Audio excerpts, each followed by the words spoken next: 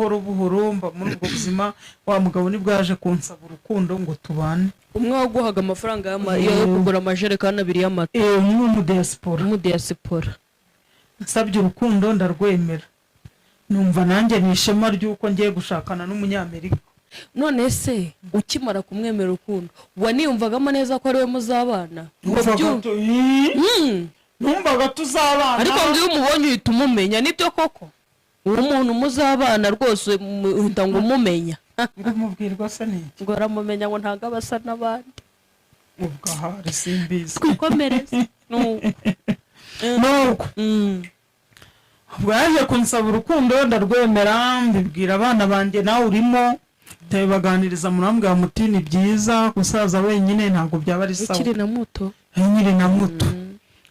Ubwo umugabo twarakundanye birakomera cyane, ADPR iratwerekana, bantu mu byangombwa bye ndabiza, barara binyohereza kuri WhatsApp ndabitanga, baranyerekana mu itorero, nderekanwa ndashingirwa nkora ubukwe.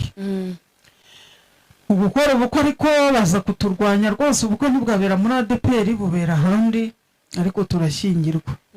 Tukimara gushingirwa rero shitani n'ubundi ntiyishimye, ibintu byakomeje kuba bibi.